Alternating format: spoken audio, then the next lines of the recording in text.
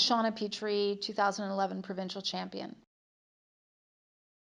What I've done today is just brought a compilation of some of the trophies that our team has won over the years, just to kind of explain the evolution of our team and our successes. And our first provincial championships together was in 2009, and that's when we began competing together and had a fairly successful run as a team between 2008 and 2013.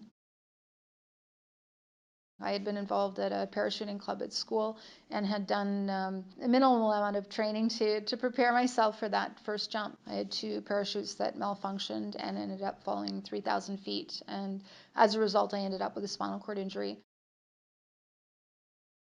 At either end of the sheet is what's called the house.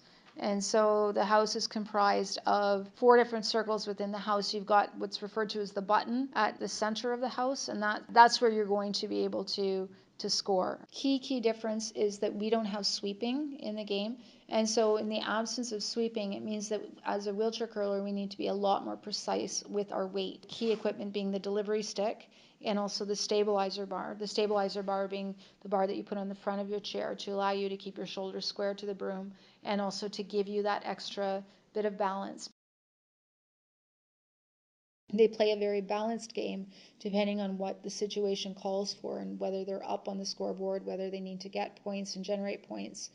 And I think that really came across with Team Canada, was that they were a united unit. They supported one another. They liked curling together. I think if you were to interview any wheelchair athlete, I think it would be any wheelchair athlete's ultimate goal to be on that national team.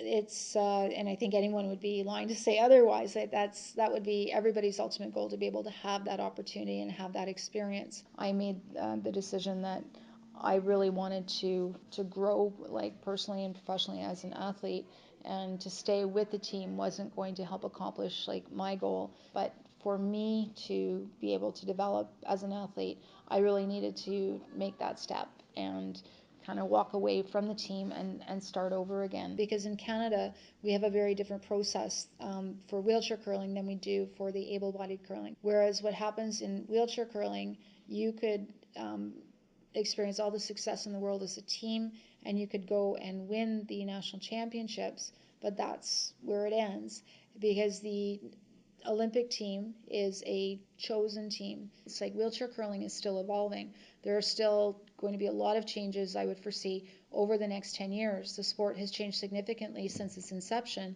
and it will continue to evolve. And I think you're going to see the skill of wheelchair curlers continue to grow, just as it would in able-bodied sports. Like every time you think that, someone couldn't get any better, a newer athlete, a better athlete comes out, new technology, new skills, new equipment that changes the game.